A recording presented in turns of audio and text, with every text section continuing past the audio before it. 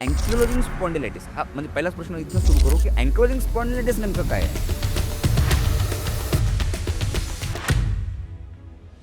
अँकालोजिंग spondylitis हा एक auto इम्युनिटीशी related आजार आहे आणि त्याच्यात आयटिस म्हणजे इन्फ्लमेटरी कॉम्पोनंट या आजारामध्ये बऱ्यापैकी आहे. हा एक रुमॅटॉलॉजिकल आजार आहे. हं. अँकालोजिंग स्पॉन्डिलायटिसमध्ये काही विशेष बदल आपल्याला सांध्यांमध्ये दिसतात. मुख्यतः आपल्या पेल्विक बोन्स आणि सॅक्रल बोन याच्या मधला जो जॉईंट आहे, सॅक्रोआयलियाक जॉईंट आपण त्याला म्हणतो, ह्या जॉईंटमध्ये इन्फ्लमेशन झाल्याची काही स्पेसिफिक लक्षणं, उदाहरणार्थ जॉईंट स्पेस कमी होणे, तिथली जागा कमी, एक्सरेवर कमी दिसणे, त्याच्या बाजूला स्क्लेरोसिस होणे, हे क्रॉनिक इन्फ्लमेशनचं लक्षण आहे. तुम्ही समजून चला की हा ब्लड प्रेशर किंवा शुगर सारखा आजार आहे. तुम्ही औषधं घेतल्याने तुमचं ब्लड प्रेशर कंट्रोलमध्ये राहतं आणि बघणाऱ्या व्यक्तीला पेशंटकडे बघून सांगता येत नाही की या पेशंटला ब्लड प्रेशर आहे. ती जी स्टेज आहे ती तुम्ही योग्य वेळी ट्रीटमेंट घेतल्यानंतर या आजारामध्ये सुद्धा अचीव करणं बऱ्याचशा पेशंटमध्ये शक्य असतं.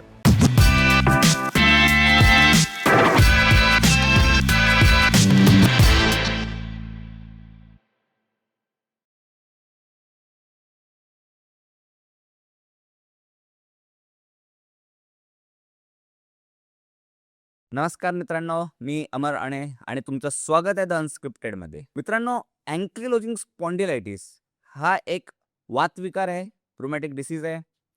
पण एरवी जेव्हा स्पॉन्डिलायटिस हा शब्द ऐकतो ना, तर आमच्या मनात वेगळ्याच प्रतिमा आणि वेगळेच परसेप्शन असतात. आज आम्ही अँक्लोजिंग स्पॉन्डिलायटिस हा विषय डिकोड करण्याचा प्रयत्न करणार आहे आणि या विषयावर बोलण्यासाठी आमच्यासोबत आहेत नागपुरातील प्रसिद्ध संधिवात तज्ज्ञ डॉक्टर सलील गानू सर. आणि त्यांच्याकडनं आम्ही जाणून घेणार आहे, की हे अँक्लोजिंग स्पॉन्डिलायटिस नेमकं काय आहे? हा आपल्या जो मानेचा स्पॉन्डिलायटिस आहे किंवा पाठीचा स्पॉन्डिलायटिस आहे, त्यापेक्षा वेगळा कसा आहे? आणि याच्यावर ट्रीटमेंट्स काय आहेत? हे सगळं समजून घ्यायचा प्रयत्न करू. सर, स्वागत आहे तुमचं पॉडकास्टमध्ये. जसं आत्ता मी इंट्रोडक्शन केलं, की अँक्लोजिंग स्पॉन्डिलायटिस विषयी जाणून घ्यायचं आहे. सर, हे अँक्लोजिंग स्पॉन्डिलायटिस हा म्हणजे पहिलाच प्रश्न इथनं सुरू करू, की अँक्लोजिंग स्पॉन्डिलायटिस नेमकं काय आहे? याच्याबद्दल खूप वेगवेगळे प्रश्न, शंका-कुशंका आहेत. हो, प्लीज. हो, हो. याचं साधं उत्तर द्यायचं झालं तर स्पॉन्डिलायटिस, हं. स्पॉन्डिलॉस म्हणजे स्पाइन, आयटिस म्हणजे इन्फ्लमेशन. आता अ, लोकांमध्ये या स्पॉन्डिलायटिस शब्द काढल्यानंतर बरेच वेगवेगळे आजार लोकांच्या डोक्यात येतात. त्याचं कारण हे आहे की त्या वेगवेगळ्या आजारांच्या टर्मिनॉलॉजीज किंवा नावं ही साधारण स्पॉन्डिलायटिस सारखी दिसतात. हं. उदाहरण द्यायचं झालं तर सर्व्हायकल स्पॉन्डिलोसिस. हं. तिथे स्पॉन्डिलॉस म्हणजे स्पाइन इन्व्हॉल्व्ड आहे, हं. पण आयटिस म्हणजे इन्फ्लमेशनचा पार्ट तिथे नाहीये. हं. तर बहुतेक वेळा साधारण ढोबळमानाने सांगायचं झालं तर अँकालोजिंग स्पॉन्डिलायटिस हा एक ऑटो इम्युनिटीशी रिलेटेड आजार आहे आणि त्याच्यात आयटिस म्हणजे इन्फ्लमेटरी कॉम्पोनंट या आजारामध्ये बऱ्यापैकी आहे. हा एक रुमॅटॉलॉजिकल आजार आहे. हं. सर, आता तुम्ही ना 2 टर्म्स वापरल्या. रुमेटॉलॉजिकल आजार आहे असं तुम्ही म्हणालात आणि दुसरं इन्फ्लेमेशनशी रिलेटेड आजार आहे. ऑटोइम्युनिटीशी रिलेटेड आजार आहे. हो. तर सर, आपण पुढे जाण्यापूर्वी सर या जर 2 टर्म तुम्ही इलॅबोरेट करू शकल्या, की रुमॅटॉलॉजी नेमकं काय आहे? रुमॅटॉलॉजी डिसीज काय असतात? आणि त्यात मग ऑटोइम्युनिटी काय कन्सेप्ट आहे? हो.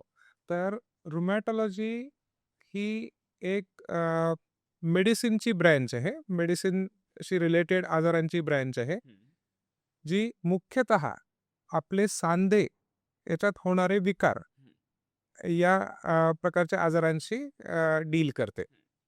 उदाहरण द्यायचं झालं तर रुमॅटॉइड आर्थरायटिस हा बऱ्यापैकी कॉमन आजार आहे आणि लोकांना माहिती असतो. तर या प्रकारच्या आजारांमध्ये आपले जे सांधे आहे त्याच्यावर सूज येते हं. आणि सांध्यांची कॅपॅसिटी, काम करण्याची क्षमता कमी होते. तर रुमॅटॉलॉजीमध्ये मुख्यतः सांध्यांवर सूज येणारे आजार आणि काही छोट्या प्रमाणामध्ये बाकी कारणांमुळे सांध्यांची कॅपॅसिटी कमी होणारे आजार हे असतात. आता सांध्यांवर सूज येणारे आजार म्हणजे इन्फ्लमेटरी आर्थरायटिस हं. हे बहुतेक वेळा हं. हे ऑटो इम्यून कारणामुळे होतात. ओके. उदाहरणार्थ आपल्या शरीराची इम्युन सिस्टीम आपल्या स्वतःच्या जॉइंट्सवर जेव्हा अटॅक करते तेव्हा त्याच्यात सूज येते. हा ऑटो इम्यून कारणाने होणारा इन्फ्लमेटरी आर्थरायटिस असतो. बरोबर. बाकी शरीराच्या बाकी अवयवांमध्ये उदाहरणार्थ आपल्या थायरॉइडमध्ये जर ऑटोइम्युनिटीमुळे विकार होत असतील तर त्याला ऑटोइम्युन थायरॉइडायटिस म्हणतात. तसा हा ऑटोइम्युन आर्थरायटिस आहे. ओके. सर आता ह्याच्यात तुम्ही ऑटोइम्युनिटी हा कॉन्सेप्ट थोडा आणखीन समजून घ्यायचा आहे. जसं तुम्ही सांगितलं, की आपलीच इम्युनिटी आपल्याच शरीरावर हल्ला करते. हे कसं शक्य आहे सर? पहिला थोडंसं सविस्तर मला सांगावं लागेल. अगदी. अगदी सुरुवातीपासून सांगायचं झालं तर आपल्या शरीराच्या प्रत्येक ऑर्गन सिस्टम किंवा अवयव संस्थेचं आपलं एक काम असतं. ओके. इम्युन सिस्टमचं काम आहे की आपल्या शरीराचं बाहेरच्या बॅक्टेरिया, व्हायरसेस ह्याच्यापासून रक्षण करणं. हां. जेव्हा हे बॅक्टेरिया, व्हायरसेस आपल्या शरीरात आतमध्ये येतात, तेव्हा आपल्या इम्युन सिस्टमच्या ज्या काम करणाऱ्या सेल्स आहेत, त्याला आपण श्वेत रक्तकोशिका किंवा व्हाईट ब्लड सेल्स म्हणतो. ओके.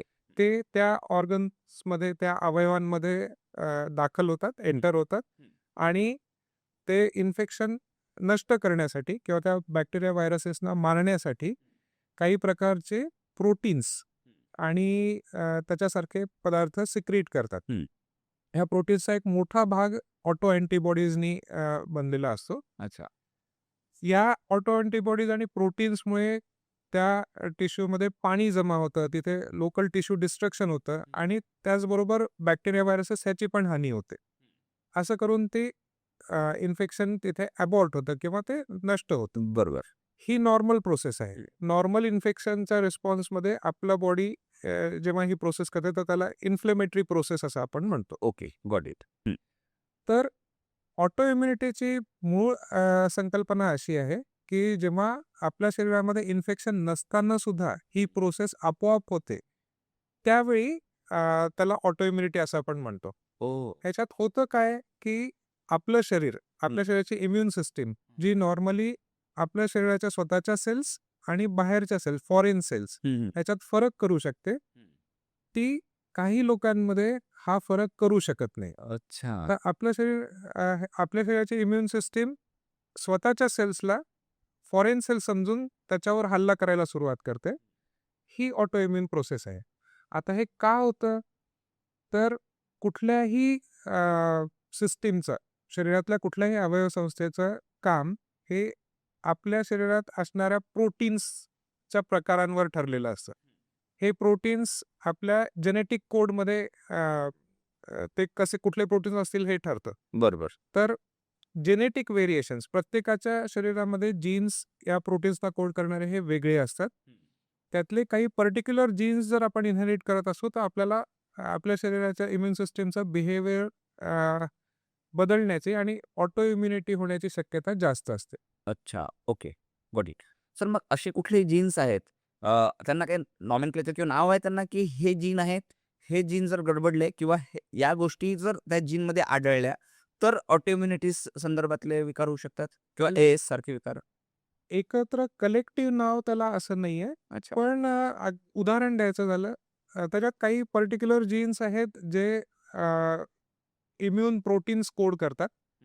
त्याच्यात आपलं HLA-B27 HLA-B किंवा ह्युमन ल्युकोसाइट अँटिजेन्स अच्छा. ह्यांना कोड करणारे जीन्स असतात, जे आपल्या बॅक्टेरिया आणि व्हायरसेस चं आकलन करणारे जीन्स आहेत. ओह! शरीरात HLA.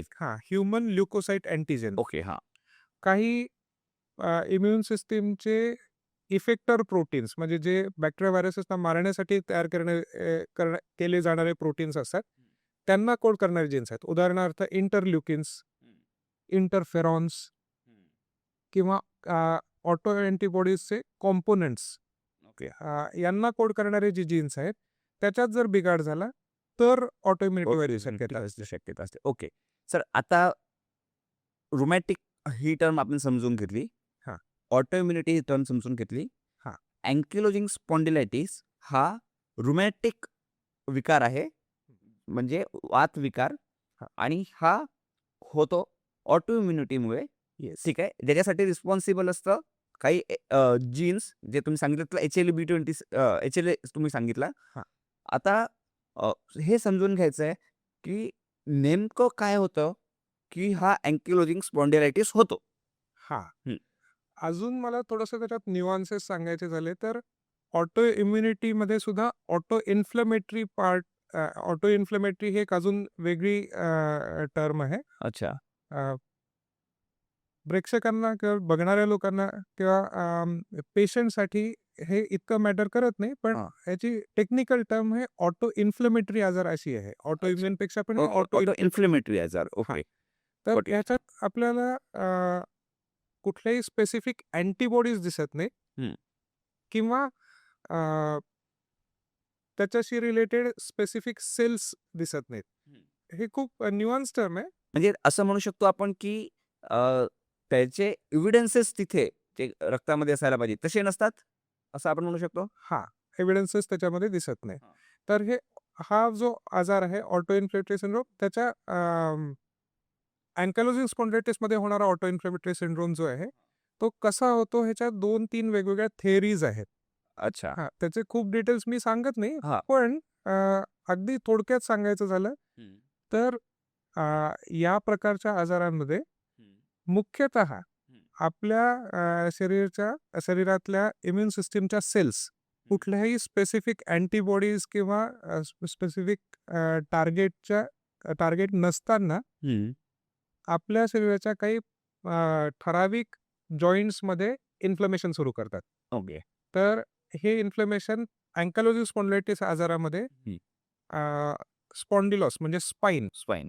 आणि त्याच्याशी रिलेटेड पेरिफेरल जॉइंट्स म्हणजे आपल्या हाताचे, पायाचे जॉइंट्स, गुडघे, कोपरं, खांदे या सगळ्या जॉइंट्समध्ये इन्फ्लमेशन सुरू करते. अच्छा. म्हणजे सूज आणतात. म्हणजे सोप्या शब्दामध्ये आपल्याला बाहेरून दिसताना त्याच्यात सूज आली आहे किंवा त्याची हालचाल कमी झाली आहे. ते हालचाल करताना दुखतात किंवा सकाळी उठल्यावर ते आखडून जातात. अशी लक्षणं इन्फ्लमेशनची बाहेरून दिसू शकतात. ठीक आहे. म्हणजे ऑटो इम्युनिटी मुळे त्याचे असे डायरेक्ट एव्हिडन्सेस नाही मिळत रक्तामध्ये, की हे आहे. पण इन्फ्लमेशन म्हणजे सूज तिथे येते आणि ते महत्त्वाचे म्हणजे मुख्य जे सांधे आहेत, जसं पाठीचे मणके, हो. पाठीच्या कण्याचे आणि जे मोठे जॉइंट्स आहेत, गुडघा, कोपर या ठिकाणी आपल्याला इन्फ्लमेशन जाणवतं किंवा तिथे दिसतं, बरोबर? आता सर जेव्हा हा विकार सुरू होतो, तर सगळ्यात पहिले तर सुरू झाल्यावर कारण की सूज आली म्हणजे पहिल्याच दिवशी लक्षण येतं का? हे तर पहिला प्रश्न आहे माझा, की सूज आली म्हणजे पहिल्याच दिवशी लक्षण येतं का? आणि सुरू झाल्यावर किती दिवसात लक्षणं दिसतात, की आता तुम्हाला डॉक्टरांकडे जायचं आहे आणि ते लक्षणं कुठले? हां. हं. अ, ह्याच्या याचं उत्तर मी 2 वेगवेगळ्या पद्धतीने देऊ शकतो. एक तर आजाराची नॅचरल हिस्ट्री कशी आहे? हां. म्हणजे आजार कसा-कसा सुरू होतो आणि कसा-कसा वाढत जातो. हं. हे समजण्यासाठी हा हा एक पार्ट आणि दुसरं काय लक्षणं आल्यावर म्हणजे पेशंटच्या पॉइंट ऑफ व्ह्यूने पेशंटच्या पॉइंट ऑफ काय लक्षणं आल्यावर तुम्हाला डॉक्टरांना दाखवायला पाहिजे. जायला पाहिजे. हां. पहिला पार्ट समजण्यासाठी आपल्याला अजून थोड्याशा त्याच्या टर्म्स क्लॅरिफाय करावे लागतील. ठीक. Ankylosing spondylitis, spondyloarthritis, peripheral spondyloarthritis, non axial radiographic spondyloarthritis. ह्या 4 टर्म्स अगदी छोटा-छोटा न्यूअन्सेसचा डिफरन्स फरक आहे त्याच्यात. पण हा फरक आपल्या दृष्टीने आजाराच्या ट्रीटमेंटच्या दृष्टीने महत्त्वाचा आहे. अच्छा.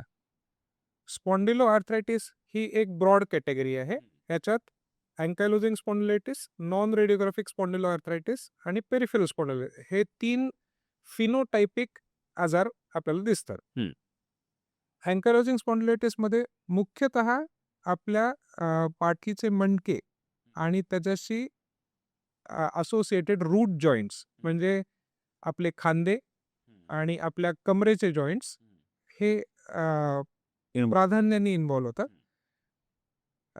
नॉन रेडिओग्राफिक ॲक्झियल स्पॉन्डिलो आर्थरायटिसमध्ये सुद्धा हेच जॉइंट्स इन्व्हॉल्व होतात. पण हा अँकायलोजिंग स्पॉन्डिलायटिसपेक्षा थोडासा माइल्डर आजार असतो आणि बहुतेक वेळा ह्याला अँकायलोजिंग स्पॉन्डिलायटिसच्या आधीची स्टेप असं आपण कन्सिडर करतो. ऑटो इम्युनिटीमध्ये होतं. सेम आजार स्पॉन्डिलायटिस गटाचाच आहे. साधारण लक्षणं तशीच आहेत, पण तो माइल्डर आहे आणि बऱ्याचदा आपण त्याला त्याची आधीची स्टेप समजतो. फरक एवढाच आहे, की अँकायलोजिंग स्पॉन्डिलायटिसमध्ये जसं अँकायलोजिंग स्पॉन्डिलायटिस नावामध्ये स्पॉन्डिलायटिसचं आपण बघितलं तसं अँकायलोसिस हा पार्ट आहे. अँकायलोसिसचा अर्थ आहे ग्रीक भाषेतला सांधे एकमेकांना जोडले जाणे अच्छा. हा पार्ट आहे. ओके. हां. तर मुख्य लक्षण अँकलोजिंग स्पॉन्डिलायटिसचं की पाठीचे मणके एक दुसऱ्यांना जोडले जायची शक्यता असते आणि ते तसे दिसायला सुरुवात होतात. त्यामुळे त्याची मोबिलिटी म्हणजे ते किती हालचाल करू शकतात ह्याची कॅपॅसिटी कमी होते. बहुतेक वेळा नॉन रेडिओग्राफिक स्पॉन्डिलोआर्थरायटिसमध्ये हा मोबिलिटीचा प्रॉब्लेम अजून यायचा असतो. हं. असं गरजेचं नाही की प्रत्येक पेशंट पुढे चालून पण नॉन रेडिओग्राफी आहे तरी पण तो अँक्लोजिंग स्पॉन्डिलायटिसच आहे? अँकलोजिंग स्पॉन्डिलायटिसच्या आधीच असते. अच्छा. नॉन रेडिओग्राफी म्हणजे तुमच्या एक्स-रेमध्ये दिसत नाहीये. एक्सरेमध्ये दिसत नाहीये आणि मोबिलिटी अजून रिस्ट्रिक्ट व्हायची आहे. अच्छा. ओके. क्लिनिकली मोबिलिटी रिस्ट्रिक्ट व्हायची आहे हं. आणि एक्सरेमध्ये तसे चेंजेस दिसायचे. अँकायलोसिसचे चेंजेस दिसत नाहीये. अच्छा. ठीक आहे. एकदा ते आले की आपण त्याला अँकायलोजिंग स्पॉन्डिलायटिस म्हणतो. हं. जसं प्राधान्याने आपला स्पाइन आणि रूट जॉइंट्स इन्व्हॉल्व होणारा अँकायलोजिंग स्पॉन्डिलायटिस किंवा नॉन रेडिओग्राफिक स्पॉन्डिलोआर्थरायटिस असतो. तसाच आपले हातापायाचे सांधे मोठे जॉइंट्स जसे आपले कोपर, आपले गुडघे, अँकल्स हे जेव्हा मुख्यतः इन्व्हॉल्ड असतात आणि स्पाइन रिलेटिव्हली कमी इन्व्हॉल्ड असतो, त्यावेळी आपण त्याला पेरिफेरल स्पॉन्डिलोआर्थरायटिस म्हणतो. हे सगळे एका कॅटेगरीचे आजार आहेत. तर हे आपल्याला जाणून घेतलं पाहिजे. सो नॅचरल हिस्ट्री आजाराची अशी असते की ज्यावेळी आपल्याला सांध्यांचा त्रास सुरू होतो, हं. त्याच्यात इन्फ्लेमेटरी बॅकएक, पाठदुखी हं. सुरू होणे किंवा सांध्यांवर सूज येणे हं. आणि सांध्यांची हालचाल कमी होणे, म्हणजे कुठल्याही सांध्यांची हां. हातातल्या. ही लक्षणं सुरू झाल्यानंतर आपण त्याचं निदान करू शकतो. त्यावेळी आपण त्याला डायग्नोज करू शकतो. बरोबर. आणि सर पेशंट पर्स्पेक्टिव्हने मग कुठले लक्षणं आम्ही ऑब्झर्व्ह केले पाहिजे, की आता हे इन्फ्लेमेटरी बॅक पेनकडे नेणार आहे किंवा अँक्लोजिंग स्पॉन्डिलायटिसकडे नेणार आहे? हां.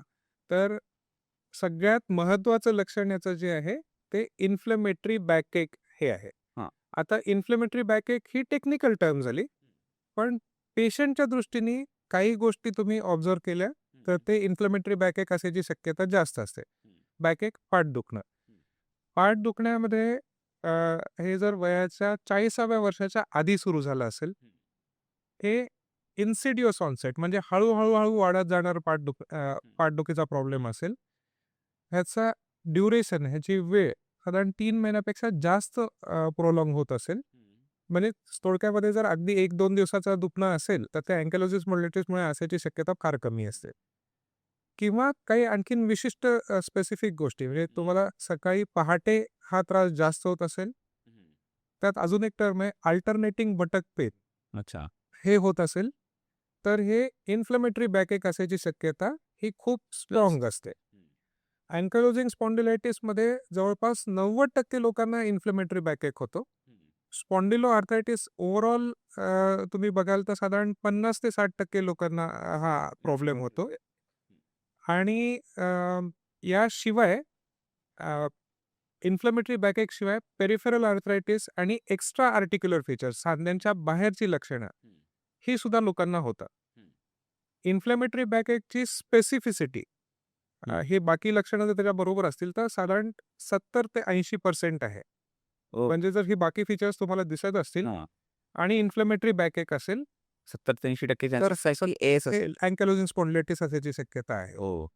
त्याच्या व्यतिरिक्त अजून बाकी सुद्धा आजारांमुळे हा प्रॉब्लेम इन्फ्लेमेटरी बॅकएक होऊ शकतो. उदाहरणार्थ काही प्रकारची इन्फेक्शन्स, पाठीच्या मणक्याचा टीबी झालाय किंवा ब्रुसेलोसिस इन्फेक्शन आहे, त्याच्यात इन्फ्लेमेटरी बॅकएक होऊ शकतो. काही आणि तो प्रकार पण अँक्लोजिंग स्पॉन्डिलायटिसकडे जाऊ शकतो. नाही, तो इन्फ्लेमेटरी बॅकएक हा त्या आजाराशी त्या रिलेटेड आजाराशी आहे. related. त्याचं अँकायलोजिंग स्पॉन्डिलायटिसमध्ये रूपांतर होत नाही. पण ते दिसायला सारखे असतात सारखे. आणि त्याची ट्रीटमेंट वेगळी असते.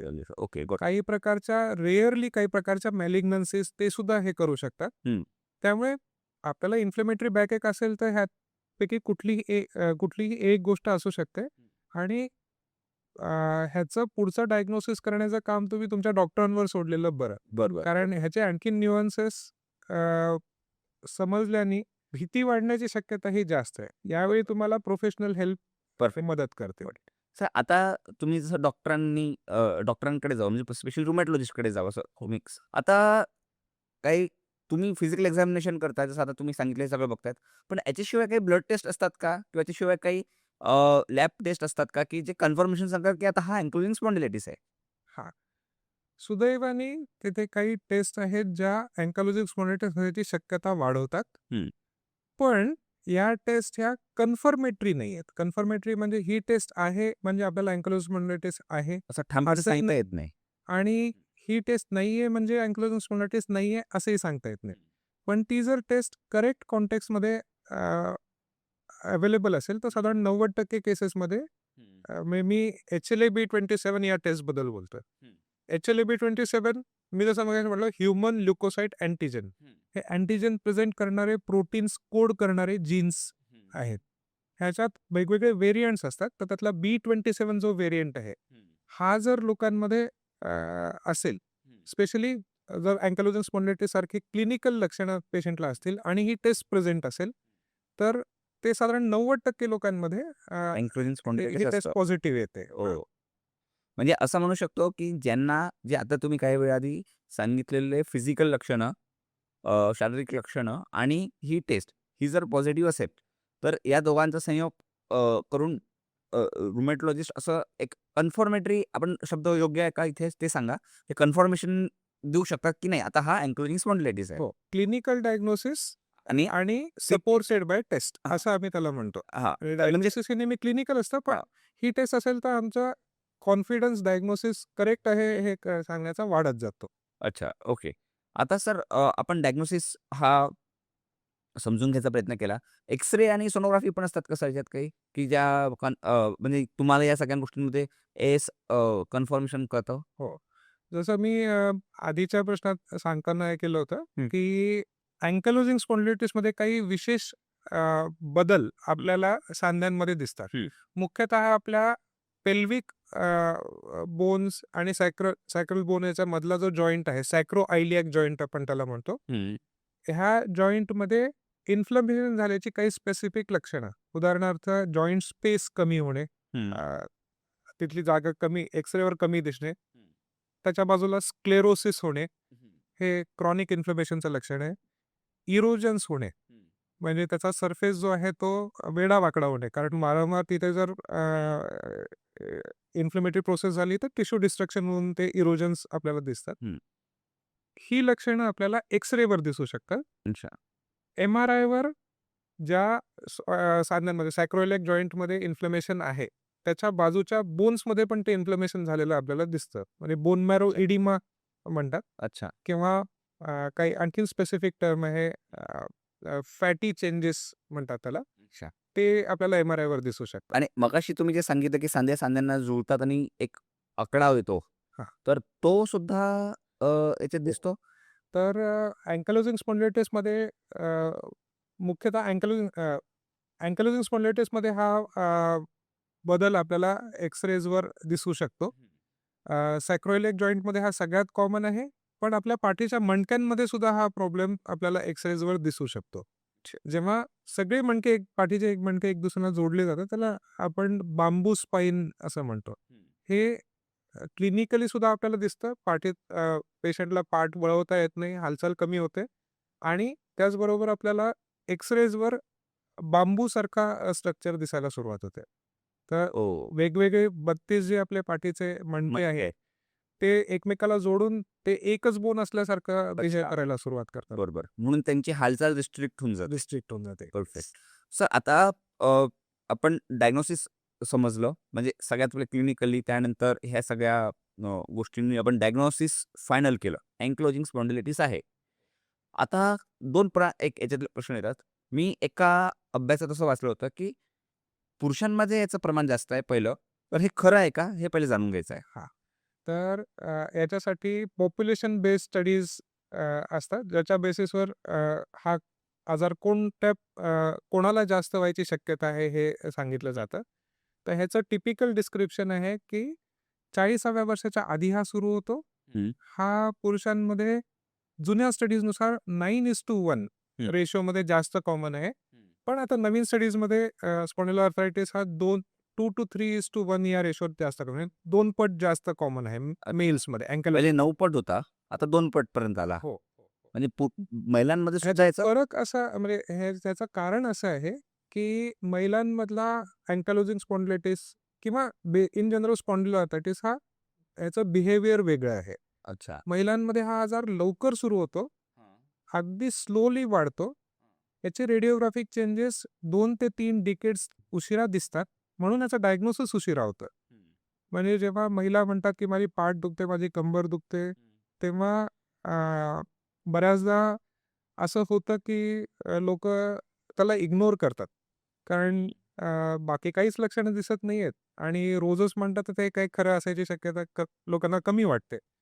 पण बऱ्याचदा हा अँकलोजिंग स्पॉन्डिलायटिसमुळे प्रॉब्लेम असायची शक्यता असते. फक्त त्याची लक्षणं एक्स-रेमध्ये उशिरा दिसतात आणि त्यामुळे त्याच्याकडे दुर्लक्ष होतं. दुर्लक्ष होतं. Okay, got it. सर आता डायग्नोज झालेलं आहे. आता ट्रीटमेंट पार्टकडे येऊ. तर 2 परत ट्रीटमेंटमध्ये कंडिशन्स आहेत. एक तर तुम्ही जे आता काही हाडांना हाडं जोडून एक बांबू स्पाईन होतो, असं तुम्ही सांगितलं. तर ट्रीटमेंटमध्ये नेमकं काय करतात?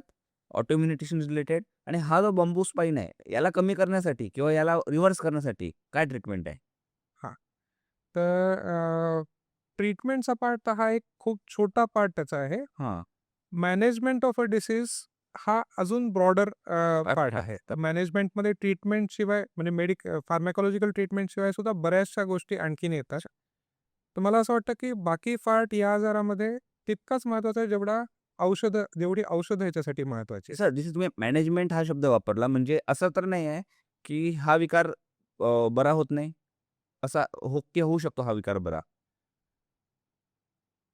या आमच्यासाठी ज्या टर्म्स आहेत, हं. त्या टर्म्सनी जर आपण त्या टर्म्सनुसार आपण बघितलं, तर हा क्युरेबल आजार नसून हा कंट्रोलेबल आजार आहे. कंट्रोलेबल. ओके. पण हं. जेव्हा आपण पेशंटशी असं बोलतो, हं. तेव्हा पेशंट्सना त्यांनी डिप्रेशन यायची शक्यता जास्त असते. म्हणजे मला हे माझं वैयक्तिक मत आहे, की अ, ह्याला क्युरेबल आणि कंट्रोलेबल आजार असं म्हणण्याच्या ऐवजी आपण अशा पद्धतीने याचा विचार करायला पाहिजे, की तुम्ही सिम्प्टम फ्री राहू शकता का? अच्छा. तर आज मेडिसिन्स घेतल्याने तुम्ही सिम्प्टम फ्री राहायची शक्यता किती म्हणजे जास्त आहे? सोप्या भाषेत असं म्हणू शकतो, की वेदनामुक्त राहू शकता का?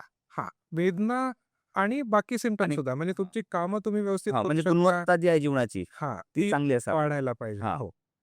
तर मी बहुतेक वेळा माझ्या पेशंट्सना असं सांगतो, की तुम्ही समजून चला, की हा ब्लड प्रेशर किंवा शुगरसारखा आजार आहे. तुम्ही औषधं घेतल्याने तुमचं ब्लड प्रेशर कंट्रोलमध्ये राहतं आणि बघणाऱ्या व्यक्तीला असं पेशंटकडे बघून सांगता येत नाही, की या पेशंटला ब्लड प्रेशर आहे. ती जी स्टेज आहे, ती तुम्ही योग्य वेळी ट्रीटमेंट घेतल्यानंतर या आजारामध्ये सुद्धा अचीव्ह करणं बऱ्याचशा पेशंटमध्ये शक्य असतं. अच्छा. तर तुम्ही हा क्युरेबल आजार नाहीये या वाक्याने घाबरून न जाता आपली क्वालिटी ऑफ लाईफ सुधारण्यासाठी काय-काय गोष्टी गरजेच्या आहेत, ह्याच्यावर फोकस करायला पाहिजे. ओके.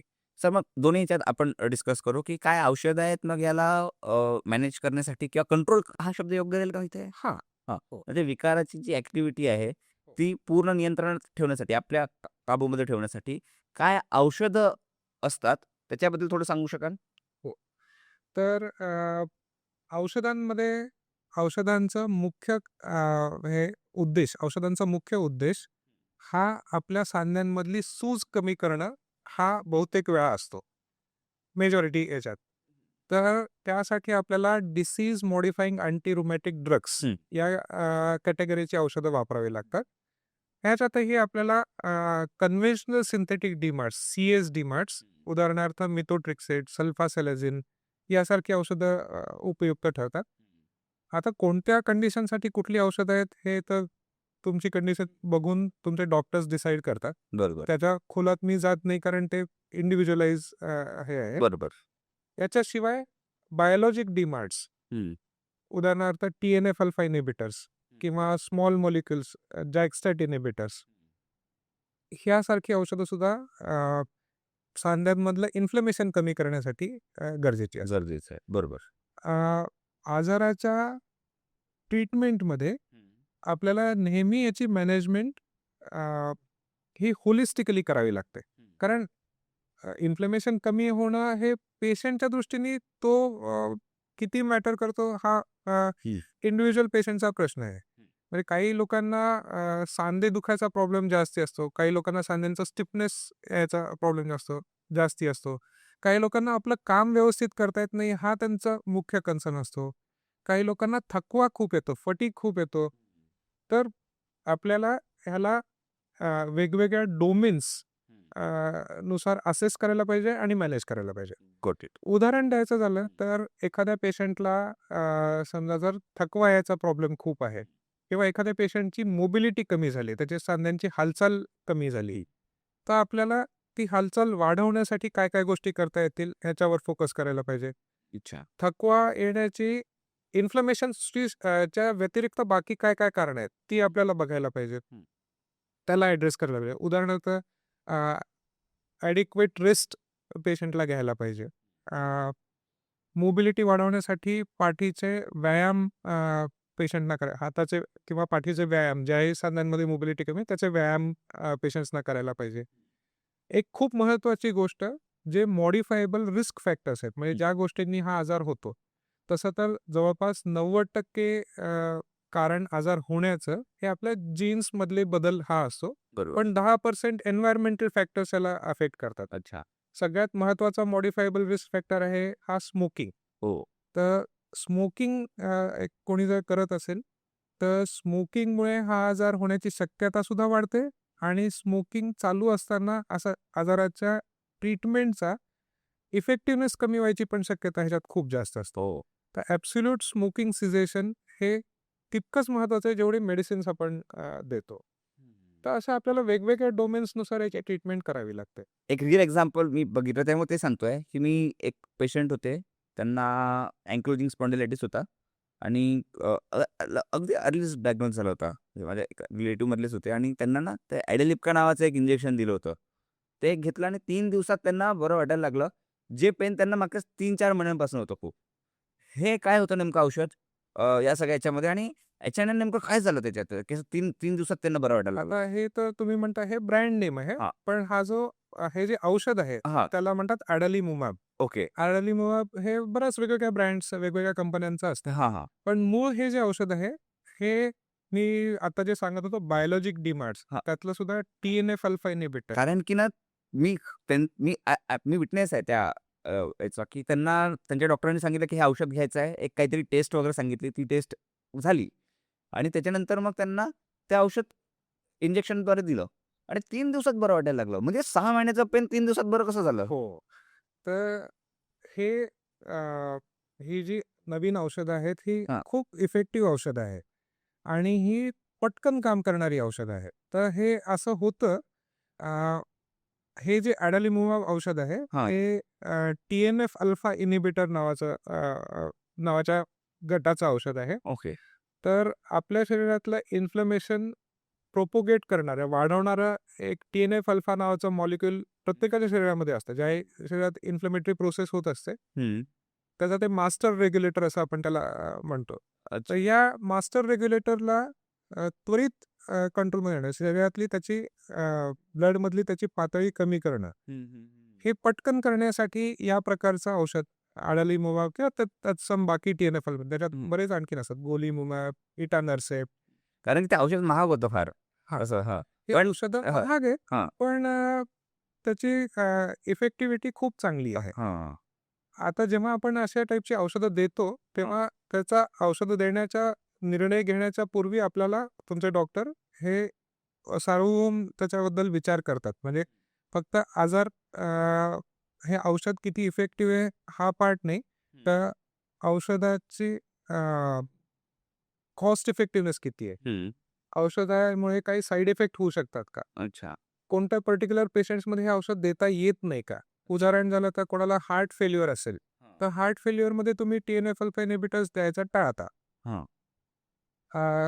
कोणाला टीबी झालेला असेल, तर त्याच्यामध्ये आपल्याला शक्यतोवर या टाईपची औषधं टाळावी लागतात. हं. तर ह्या सगळ्या गोष्टींचा विचार करून आणि सगळ्यात महत्त्वाचा फॅक्टर म्हणजे पेशंटची आर्थिक क्षमता कशी आहे? हं. कारण ही ट्रीटमेंट महाग जो तुम्ही म्हटला ह्याची ट्रीटमेंट महाग महाग आहे. आहे अर्थात.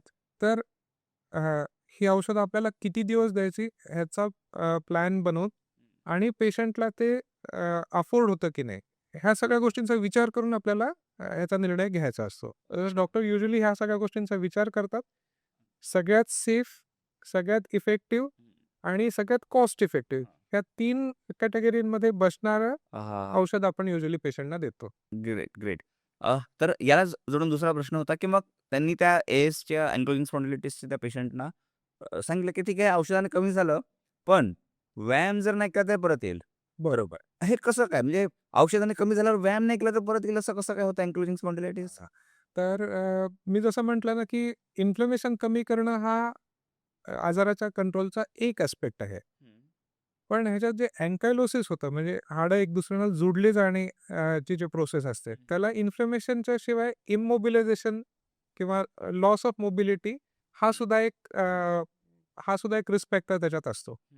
तर पाठीच्या मणक्यांची किंवा बाकी सांध्यांची हालचाल जर व्यवस्थित होत नसेल, तर ते सांधे एकमेकांना जोडले जायची जी प्रोसेस आहे, ती व्हायची शक्यता वाढते. त्यामुळे आपण इन्फ्लमेशन कमी करतो, पण सांधे जर इमोबिलाइज राहिले तर हा प्रॉब्लेम परत येऊ शकतो. तर त्याला कंट्रोल करण्यासाठी आपल्याला पाठीच्या फ्लेक्सिबिलिटीचे व्यायाम करणं गरजेचं आहे. म्हणून डॉक्टर असं सांगतात, की तुम्ही फ्लेक्सिबिलिटीचे व्यायाम करा. त्यांनी तुमचा आजार परत यायची शक्यता कमी होते. होते. अच्छा, म्हणून ते व्यायामाचं म्हणजे मला वाटतं हा एक महत्त्वाचा असा ॲस्पेक्ट आहे, की औषधासोबत व्यायामाचं तेवढंच जास्त महत्त्व आहे आजार परत नेण्यासाठी. हो, हो, हो, बरोबर? हो. येस.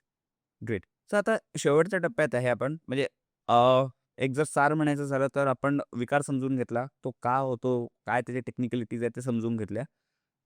आता एक प्रश्न फक्त आणखीन महत्त्वाचा जो मी या सगळ्या रिसर्चमध्ये मला जाणवला, की काही पेशंट असे मला भेटले या प्रोसेसमध्ये, की ज्यांचं HLA-B27 पॉझिटिव्ह नव्हतं, तरी त्यांना अँक्लोजिंग स्पॉन्डिलायटिस होता आणि काही पेशंट असे आहेत, की ज्यांचं HLA-B27 जी टेस्ट तुम्ही सांगितली ती पॉझिटिव्ह आहे. पण त्यांना एकही लक्षण नाही आहे. हो. तर हा खूप कॉमन प्रश्न आहे जे लोकं विचारतात. मुख्यतः विशेषतः ज्यांच्या नातेवाईकांमध्ये कोणाला अँकायलोजिंग स्पॉन्डिलायटिस झालाय. त्यांची बऱ्याचदा HLA-B27 टेस्ट केली जाते किंवा पेशंट स्वतः डिमांड करतात, की मला ही टेस्ट करायची आहे. करायची आहे. बरोबर. तर इथे 3-4 न्यूअन्सेस आहेत जे मी सांगतो ते पेशंटसाठी महत्त्वाचे आहेत. नाहीतर काय होतं, की टेस्ट पॉझिटिव्ह आली म्हणून कारण नसताना एक मोठं टेन्शन पेशंटना येतं आणि ते अनेक दिवस राहतं. HLA-B27 हा जीन आहे. हे एक जीन आहे. हे नॉर्मल लोकांमध्ये सुद्धा प्रेझेंट असू शकतं. साधारण एखाद्या पॉप्युलेशनच्या 2 ते 3% लोकांमध्ये हा जीन पॉझिटिव्ह आढळू शकतो. कुठलाही आजार नसताना सुद्धा जीन हे जीन पॉझिटिव्ह असू शकतं. ओके. पण त्याचा बॅकग्राऊंड काय आहे ह्याच्यावर ह्याचा रिलेव्हन्स ठरतो. म्हणजे तुम्हाला अँकायलोजिंग स्पॉन्डिलायटिसची लक्षणं असतील, तर 90% लोकांमध्ये हे जीन पॉझिटिव्ह बरोबर. मगाशी तुम्ही सांगितलं. स्पॉन्डिलोआर्थरायटिसमध्ये 60% मध्ये असतं. हां. पेरिफेरल स्पॉन्डिलायटिसमध्ये 40% केसेसमध्ये असतं. तुम्हाला एकही लक्षण नाहीये, पण तुमच्या रिलेटिव्हला स्पॉन्डिलोआर्थरायटिस आहे आणि तुमचं HLA-B27 पॉझिटिव्ह असेल, तर तुमचं जे रिस्क आहे ते साधारण 20% फ्युचरमध्ये अँकायलोजिंग स्पॉन्डिलायटिस 20% होतं. हं. जर तुमच्या कोणत्याही रिलेटिव्हला स्पॉन्डिलोआर्थरायटिस किंवा अँकायलोजिंग स्पॉन्डिलायटिस नाहीये आणि तुमचं जीन पॉझिटिव्ह आहे, तर पुढच्या 5 ते 10 वर्षामध्ये तुम्हाला हा आजार व्हायचा रिस्क हे फक्त 10% आहे. ओह! त्यामुळे बहुतेक रुमॅटॉलॉजिस्ट हे तुम्हाला स्क्रीनिंगसाठी HLA-B27 वापरायचा सल्ला देत नाही, जोपर्यंत तुम्हाला त्याची लक्षणं नाहीये. Great, great. Got it. होतं काय, की हां. लोकं ही टेस्ट करून घेतात, ती पॉझिटिव्ह येते, मग त्याच्यानी एक वेगळं टेन्शन लोकांना यायला सुरुवात होतं. फक्त 10% चान्स आहे, की हे पॉझिटिव्ह आलं म्हणजे तुम्हाला पुढे चालून लक्षण हा आजार आहे. हं. येस. Great, great. बरं. तर ह्याच्यासाठी तुम्हाला तुमच्या डॉक्टरना भेटून त्याची पॉसिबिलिटी किती आहे ह्याच्याबद्दल डिस्कस करायला पाहिजे. सर ओव्हरऑल तुम्ही खूप चांगली माहिती दिली. हा आजार याचे नवीन ॲस्पेक्ट्स कळले, की आय गेस वेबवर मी इंटरनेटवर वाचतो खूप ॲक्टिव्ह असतो, बघत असतो या सगळ्या विकारांबद्दल आणि खूप अशी माहिती कळली, जी मला त्या सगळ्या कंटेंटमध्ये दिसली नाही. कदाचित ती डॉक्टरांसाठी अवेलेबल असेल, पण सामान्य माणसासाठी नव्हती. सर शेवटी काय सांगाल सर? या विकाराने जो पेशंट ग्रस्त आहे, त्याच्यासाठी आणि त्या परिवारासाठी? सगळ्यात महत्त्वाची गोष्ट याच्यात अशी आहे, की ह्या आजाराचं निदान हे तुम्ही स्वतःहून सस्पेक्ट करू शकता. तुमचे डॉक्टर त्याला डायग्नोज करू शकतात. पण डायग्नोसिस झाल्यानंतर ह्याला घाबरून जायची अजिबात गरज नाही. हा बाकी आजारांपेक्षा, बाकी रुमॅटॉलॉजीतल्या आजारांपेक्षा बऱ्यापैकी माइल्डर आजार आहे. पण ह्याची ट्रीटमेंट नाही केली तर पुढे चालून त्याचे कॉम्प्लिकेशन्स होऊ शकतात. त्याची ट्रीटमेंट अवेलेबल पण आहे आणि ते केल्याने फायदा व्हायची शक्यता पण जास्त आहे. तर घाबरून जाऊ नका. जर तुम्हाला अशी लक्षणं असतील तर तुमच्या डॉक्टरना भेटा. डॉक्टरांना भेटल्यावर आजाराचं निदान झालं तर त्याची ट्रीटमेंटसुद्धा खूप चांगली अवेलेबल आहे. तर काळजी करू नका. Great, great. सर हे काळजी करू नका तुमच्या या शब्दाने मला वाटतं, की लोकांना धीर येईल आणि असा कोणी पेशंट ग्रस्त असेल तर त्याची भीती बऱ्यापैकी कमी होईल हा पॉडकास्ट ऐकल्याने. धन्यवाद सर, तुम्ही पॉडकास्टमध्ये आलात आणि खूप चांगलं गाईडन्स, मार्गदर्शन केलं. Thank you very much sir. Thank you मला इथे बोलवल्याबद्दल. थँक्यू. येस. आणि सर लवकरच भेटूया. दुसरा आणखीन एक विषय जाणून घ्यायचा, त्याच्यापेक्षा डेंजर आहे लुपस. तर मला वाटतं, की पुढच्या काही दिवसांमध्ये आपण त्याच्यावर नक्की पॉडकास्ट करू. अगदी. Thank thank you.